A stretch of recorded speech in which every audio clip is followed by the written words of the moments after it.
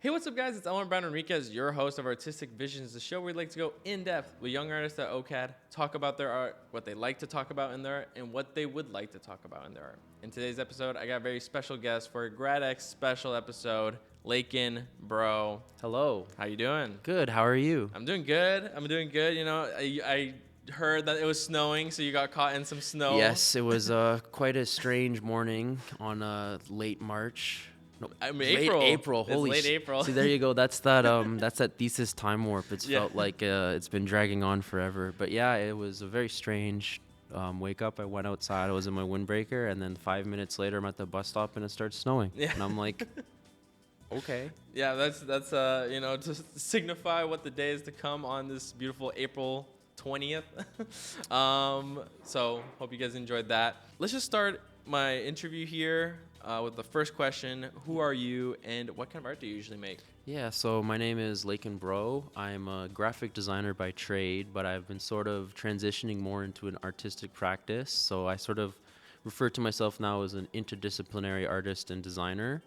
I work a lot with many mediums. My practice starts with like photography, so it's photography based, and it's a lot of digital manipulation and digital creation that then gets transferred or transformed into an analog process of either screen print, lithography, stencil art, aerosol. It kind of encompasses a large range of mediums and stuff.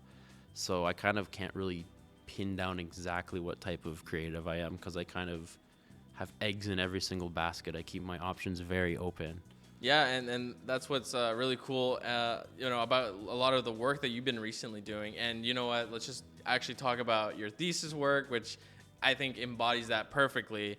Actually, I'll let you say the title. What is this piece that you call, and what you want to talk about? Yeah, so this piece is called You Have Observed Me Every Day, But What Was There to Witness? And it is accumulation of, I think, 225 monoprints.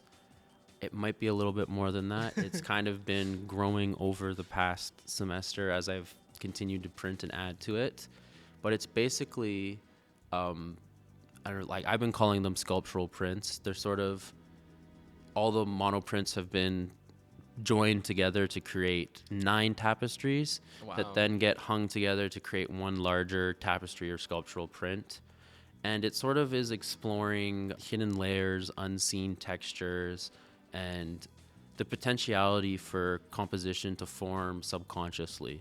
In the beginning, it was an exploration of graffiti covering, or better referred to as buffing, which is the action of covering graffiti or unwanted marks in a city, and sort of exploring how those accumulations that have formed naturally from, you know, dealing with graffiti and stuff, like removing destruction, basically, how those marks that are left behind, the remnants, can be then transform back into a creative process to create new composition. And the post-vandalism. Yes, yeah, it is. It definitely would align with the sort of like thinking and knowledge of post-vandalism. Mm-hmm. Yeah, no, I mean, like, just looking at this piece, if I remember correctly, you said 18 by 12 feet. Yes, it's 18 feet long approximately, because each tapestry is about 6 feet. So Wow. I haven't actually measured the actual print because it's really, really big. But the wall, when I was hanging it up during like my final crit, it pretty much covered the whole room. So, Yeah. and it's like twice my height. So I'm 6 foot. So Yeah, I no, assume it's 12.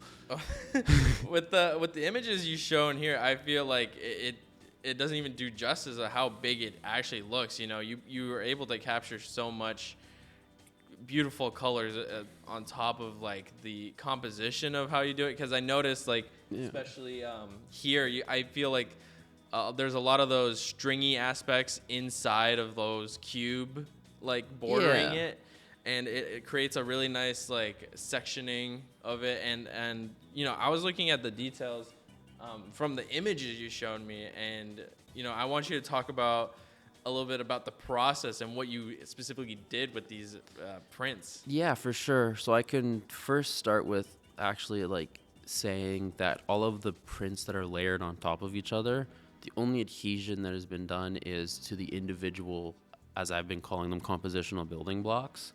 So there's, as it is 9 tapestries, they're all attached together to make the tapestries, but they don't actually get adhered or anything, so they have the ability to change or alter depending on like if they've been walked by and they get moved with the wind or something. But the process all began with sourcing my sort of building blocks. So I do a lot of walking around the city and exploration, urban just discovery, and that sort of like I've been very fascinated with buffing, graffiti covering as a subjectivity for how composition can form naturally. We tend to a lot when we look at like street art or graffiti and stuff, we like to either say that it's vandalism or it's street art. Like there's no in between the lines. So like my sort of thinking was, how can a composition form without having to be directly created? Like someone say, I'm gonna go make street art, or I'm gonna go make a tag. And so it's sort of exploring this idea that was coined by another artist named Matt McCormick, who explored in Portland in 2001 to 2003. He made a short film documentary basically exploring this idea of subconscious art, which is, as he describes it, there's someone has tagged the wall, they've created graffiti, and then the city has sent somebody to clean it up by buffing it, and they have subconsciously created a mark. Like there's mark making being created by the covering of the graffiti. Yeah. But the person who was told to do that never went and said, oh, I'm going to make the shape exactly like this, or oh, I'm going to use this color. They're just trying to match the environment that's already there and basically eradicate the graffiti without any thought to composition. But the resulting marks, as McCormick explains, can be compositions on their own. What I aim to do further with my thesis and my print, you have observed me every day, but what was there to witness, was take those individual compositions and say maybe they're not compositions on their own, but they're pieces that could be put or adhered within a larger composition. To go back to, I guess, I was walking with my partner, and there was, I capture every buff, but there was this one very interesting buff that I'd been following for a couple months, where it was on the side of a mall and in their little alleyway loading dock zone, and it has like, there was a very specific cream color of the wall, and then they had gone and buffed in like 3 different colors of gray. Really? So like very, very different contrast and stuff. But because the layers had been forming naturally on top of each other, they created this sort of like almost like Rothko type painting with these shapes and stuff. And I was like, that's really cool. It's already like, to me, merits being a composition. But now how can I extract all of these 2 compositional building blocks and create the composition? So that's what I did. And I basically took these 3 pieces of the wall and, well, the buffs from the wall, and converted them into digital bitmaps using layer separation so that I could create, well, bitmaps of the pieces as they existed. And then those were then transferred into CMYK prints. Yes. And from those CMYK prints, I then further was like, okay, I've been able to reproduce, like, you know, from life what the shapes would look like with all the proper colors. What happens if I extract it further and just do the cyan bitmap, the magenta bitmap, and the yellow bitmap to create the smaller pieces of this wall? And that's when I started playing with layering and stuff. So taking only the cyan pieces, only the magenta pieces, or only the yellow pieces, and printing them repeatedly on top of each other to create new layers, new extractions and stuff. Yeah.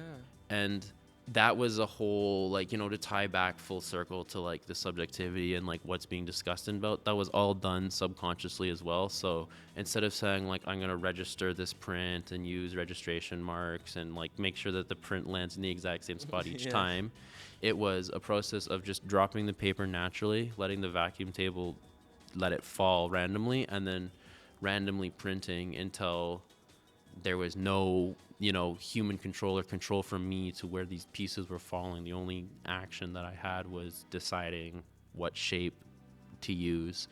And that was a process that went through to create 9 layers. So 3 cyan, 3 magenta, 3 yellow. But it was also like each compositional building block, I pulled 75 monoprints. Wow. So that every possible combination of cyan, magenta, yellow, yellow, magenta, cyan, cyan, magenta, cyan, yellow, so on and so forth, was pulled 5 times to create 5 unique monoprints. So not a single print within the whole 225 prints is identical. They're all unique. They all have their own texture, variation, color, and they've all formed naturally. So there's no deciding. The only kind of curating that went on was doing the final thing, which was like cutting them out and then adhering them all together to create the tapestries.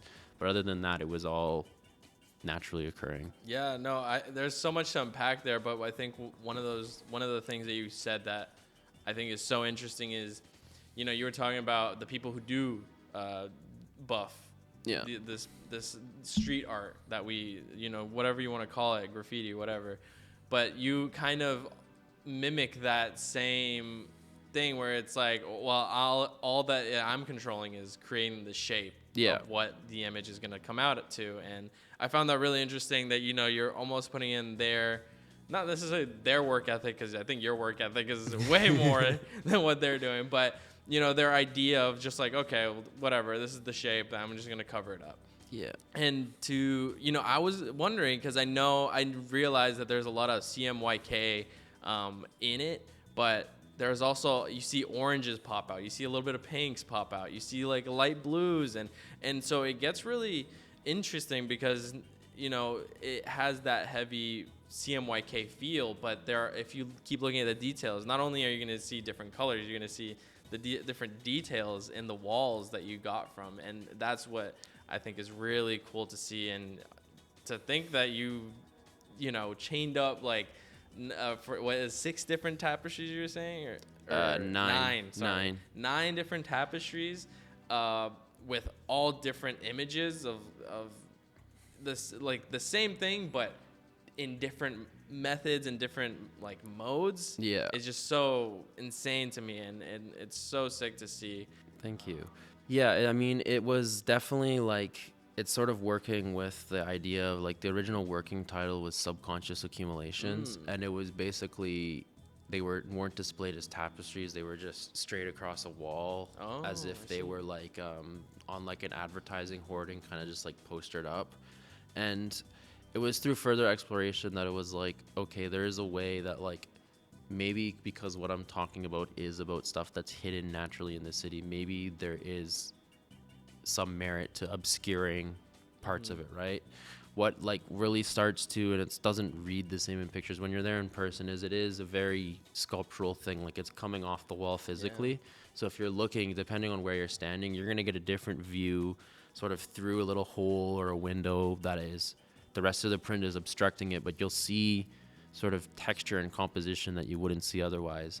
Much like if you observe anywhere in the city where something's been covered, if you look close enough, you'll still be able to see what is underneath that new layer of paint, because really like all a city is it's made up of layers. It's accumulations of texture, it's accumulations of past uses of space, and that can be said with anything, like even the sidewalk and stuff. Like this sort of idea of subconscious art is shared by a bunch of other artists where, for example, if you were to take like the construction markings that have been left behind after they've done underground work, they're no longer serving their like purpose of being like construction, but they're still there present on the sidewalk, and they're like a memory of something that's happened there, just like how this is pulling from a memory of graffiti being covered. To mention like with the color and stuff, it is all, since it's a process that has been broken, generally in print when you're doing like CMYK printing, you're trying to get your registration like spot on, because it creates weird dither and weird texture and stuff. But I was almost allowing the process to embrace that, because that was sort of like what naturally occurs. There's no control. Like I don't want there to be control, because it wasn't created in the real world with control. It was naturally forming, naturally occurring. And I mean, the choice to use the cyan, magenta, and yellow is purely to pull it back into, you know, the traditions of printmaking, like the print process, and even just like process printing in general. That's how we print. We print in layers as well. And it's just interesting to me when we break the rules of the layering and stuff, what can be created. This piece, you know, embodies a lot of those mediums that you do play with, especially printmaking is at the forefront. But I think a lot of your, you know, we'll say your street work, because I feel you've done a lot with murals, but not even limited to that, but just photography with architecture. You know, I think you've meshed a lot of those ideas together, and to, you know, almost like what you were saying, it almost now like does feel like a representation of the city. You know, it's one of those things where you go to this one random corner in, like, I don't know, maybe Kensington, I don't know, maybe Kensington, but, you know, and then you find that one holy grail like shop, then you're like, wow, how did I not know this is here? So yeah, I absolutely love this piece, just because there's so much detail that's put into it, and you have so many different moving parts to it, and thank you. It's just awesome to see. I wish I could have seen it in person before it was taken down from this specific spot, but yeah, it will be at Grad X, so do come out, come see Laiken's piece, because it's absolutely amazing. And you know what, let's just move on to my next question. What kind of messages are you trying to tackle with this piece, or would you like to try and tackle with this piece? Yeah, so I mean, I could answer this two ways. I've got two different ways of answering this. The first and like most blatant thing that I'm trying to like get off to people is like, pay attention in your city. There is so much stuff that you just won't notice unless you're like actively looking for it. Like there is the potential for composition anywhere, and don't let anyone tell you that there isn't, because there is. Like, if you take a 10-minute walk down anywhere and stuff, you can see stuff, and you may be passing this same wall every day on your way to work, on your way to school, and you may be ignoring or like subconsciously not even noticing that there is a difference in like the slightest difference in paint color on a wall, or like something has been covered. But once you like activate and allow your mind to see those things, it's all you're going to see. You're going to be like, oh, there's a composition there, there's a composition there, there's a composition forming here. And so that's sort of like one of the major things I want to. And the second would be probably like addressing why as a society we deem graffiti or vandalism as such a negative thing and as such a negative connotation that we have to cover it up. Yet once we've covered it up, we tolerate and allow these marks of their past remnants to remain.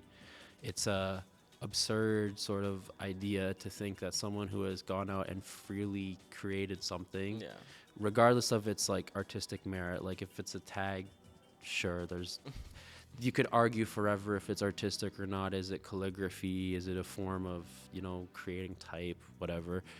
But like there's also people that do like huge pieces where they've spent like an hour or two painting a huge thing with letters and composition and stuff, and it looks lovely, and then within 10 minutes it's painted over and it's solid gray again.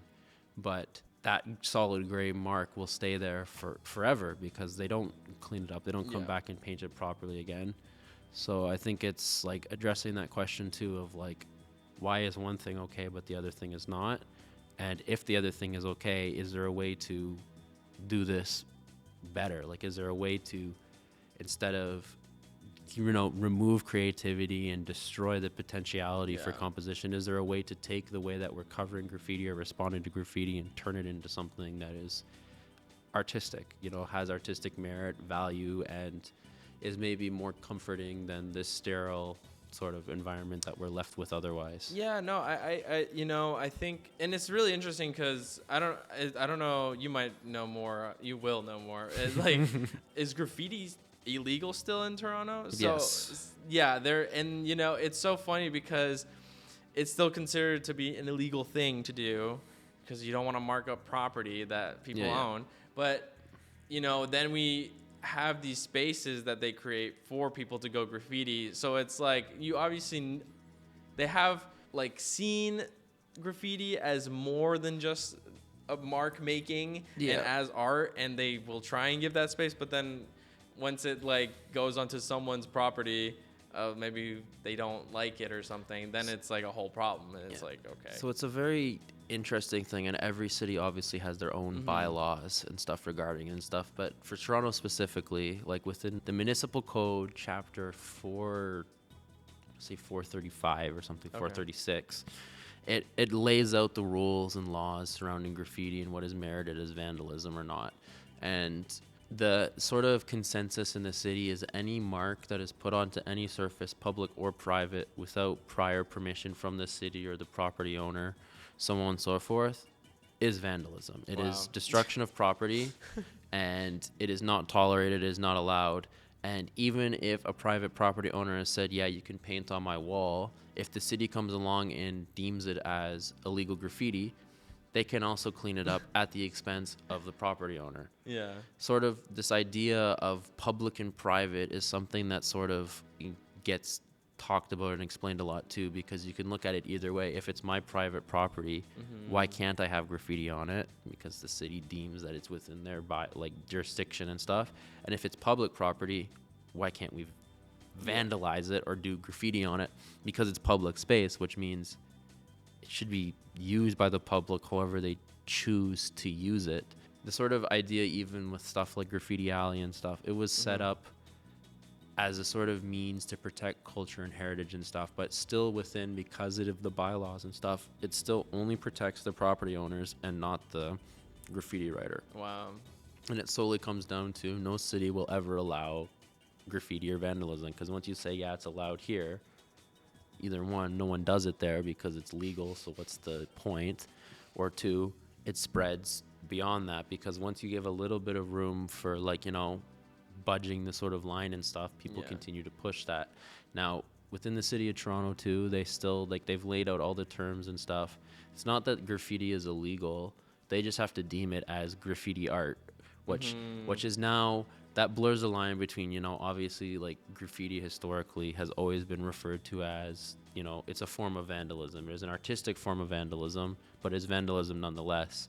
Within the past decade or so, there's been a large explosion with street art and stuff, obviously, and that has kind of now, like, graffiti has been co-opted into street art, and if it's done legally or commissioned, it's graffiti art. Like, it is permissible. There still is this really strange imbalance between what is permissible, what is not. And I mean, I kind of aim to have that sort of be changed, right? Like, there's no reason that we should be putting so much money into the removal of graffiti and, you know, deterring graffiti and vandalism, when that money could instead be put into creating art or creating places where people can do this and it isn't a nuisance, right? Yeah, no, I totally agree. I think we can go on about graffiti and its many different viewpoints, but I would like to go to my next question and kind of talk about, you know, how would you compare your art from first year to your art that you're making now? Yeah, so first year, I was a graphic designer. Yeah. I'm still in the design program and stuff. So from, like, first year to now, I've definitely gone through, like, a huge transition. When I was in first year, I was doing, like, type design, book layouts, brochures, package design, you know, the fundamentals of design, the basics. And it was kind of over, like, COVID. I was doing a minor in art and public spaces, which no longer exists at OCAD, which is pretty sad. But I wasn't able to finish that minor because of COVID and the classes not being offered and stuff. So I had transfer credits and I transferred into a printmaking and publication minor. And that sort of opened up new horizons for me to, like, explore an analog and traditional print practice, which is so fucking cool. Like, it's like night and day between, like, there's obviously, like, before as a designer, I was just hitting print and then it would digitally come out and it's like, there you go, final product. But now it's like the sort of next step of taking a digital design I've created with my design skills, transferring it into an analog printout to burn into a screen and then pull all the prints. That's pretty magical to me, and it's definitely a huge transition. Like, it's really, really pushed sort of, like, how I see my creative practice and stuff. I also, like, obviously, like, before going to OCAD and stuff, I had a little bit of a presence as an artist assistant with a few sort of prolific, semi-prolific street artists and stuff within the city doing murals. And so that definitely informed my practice for today with my printmaking and sort of exploration of urban surface and urban space. I feel like deep down I've always had the potentiality to be a printmaker or want to be a printmaker in me. I just never really had the space to do it. But after taking like a little bit of a, like after I wrapped up my major and stuff and I had the extra year because I wanted to do a thesis and stuff, it's just been a lot of exploration of just that, just print. And I love it so much. It's the best. I mean, yeah, no, from what you were saying, you've always kind of been exploring different horizons and different methods to inform your own practice. And I find that really awesome because, you have the mind of a graphic designer, but, you've also worked hands-on with murals and street art, and now you're, I already said this already, but, like to create all that and then be able to create it into like, mesh that into one piece, I think is really cool. And it encapsulates a lot of like what your sentiments are and what you want to create. And I think that's really awesome. I think it's definitely, for me, it's pushing beyond just doing digital design. I think like one thing that a lot of designers like forget is that graphic design as an industry and as a market and stuff originally started as an analog process. It was using like die cut and letter press and all these sort of analog print tools. Like even the print process today for magazines and publication and stuff still use like plate lithographic printing and stuff. It's just all digitally done now. It's no longer someone manually creating each plate. A machine just does it immediately. And so I sort of like want to take a step. A lot of people in design are going like fully digital, AI, all this, design and code and everything and stuff. And I started to learn it and I was like, oh, maybe I'm going to take a step back into like where design came from, like before, like the only way to print shirts and stuff a lot of the time was screen print and stuff, before we had heat press and before we had sort of all these like crazy like inkjet and laser print potentialities for material and stuff. It was a very analog process, and I kind of want to like, bring design back to its roots, and that sort of now kind of leans way more into an artistic practice and stuff, because even as a designer, when you're doing that, your work has that look, that aesthetic, right? You're either creating with those methodologies because you want it to have a specific like feel, like it's made in a certain time, or because you're trying to push the potentiality. One of like I had a class in third year, and the whole sort of process of the class, it was like an in-out-in process. So it was like digital in, bring it out to analog, put it back into digital, and then bring it back out into analog. So like an in-out, in-out. And that really informs, I think, even like me to this day about how I design and stuff, is that it's no longer just like create the design and it's finished. Sort of all my pieces and work that I create, they're like living compositions. There's still the potential for me to go back and put it back into a digital process or put it out into an analog process. I mean, you're even talking about with your thesis that you're still adding on new things, right? So it is that in and out process. I do want to ask the final question of the interview, sadly. Going back to your first year self again, what kind of advice would you give yourself, knowing all the things you know now, to your first year self? Yeah, don't give up. Hope is there, and don't be afraid to explore beyond just your program, especially like, if you have the potential, the opportunity.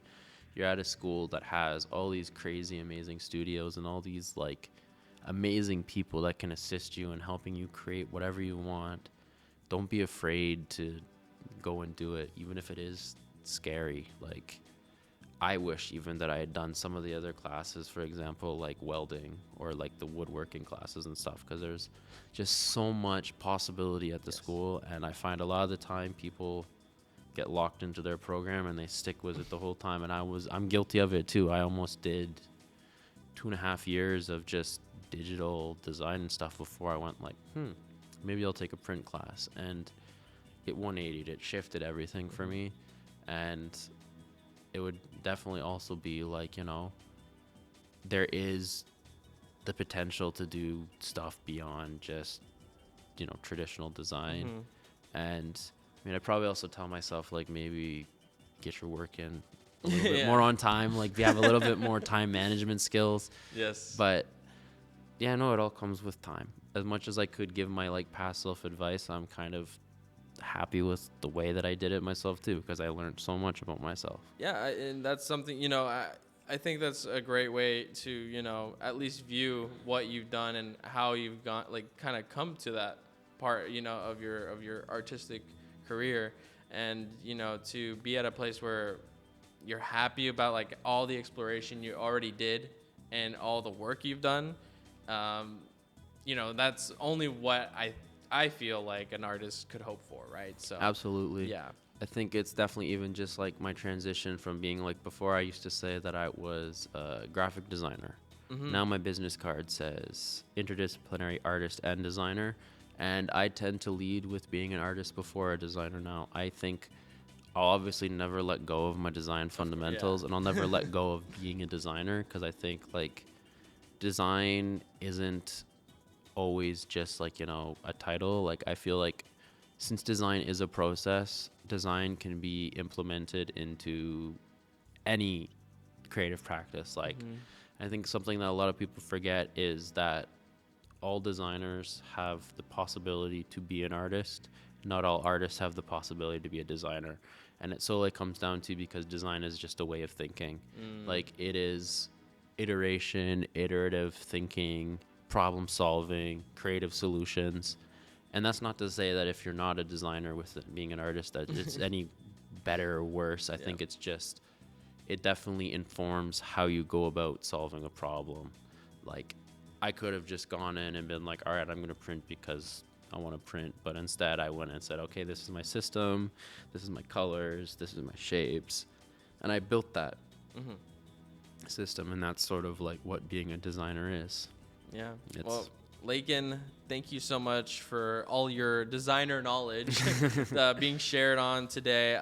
Before we end off this episode, is there anything you'd like to plug, promote, or put out there for the world to know? Yeah, obviously May 1st to 5th, come to Grad X, check out my work. It'll be on the second floor in the transitory gallery between Ignite and Add a Slate.